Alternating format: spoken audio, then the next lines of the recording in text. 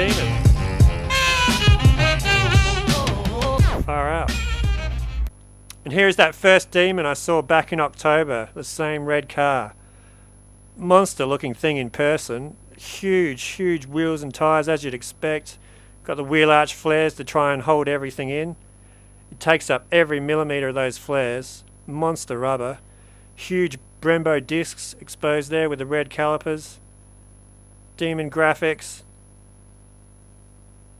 It's intimidating just being around it, really.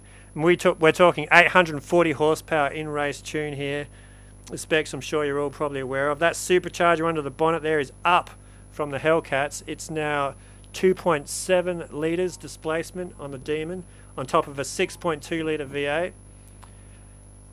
And it hauls a car that weighs over 4,000 pounds down the drag strip in times pretty much unmatched by anything else on the planet.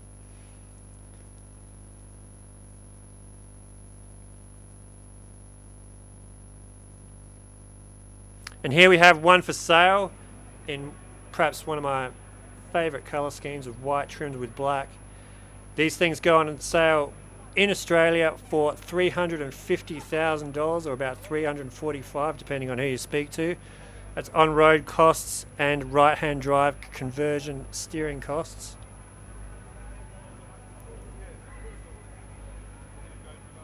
So they're certainly not cheap, but they're cheaper than a lot of European exotics, which are really the only things that can compare with the power that this thing puts out. And here we have the former king, the Hellcat. Notice the wheel arch flares are gone, slightly smaller rubber, but still over 700 horsepower.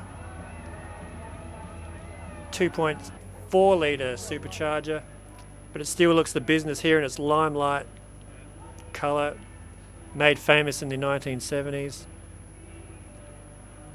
and it's still a wonderful piece of kit and more than enough power for 99.9% of the drivers out there. First look inside. The interior is modern enough. I mean, it's got everything you need. It's comfortable. Few subtle retro cues, and it's the business. I'd have one any day.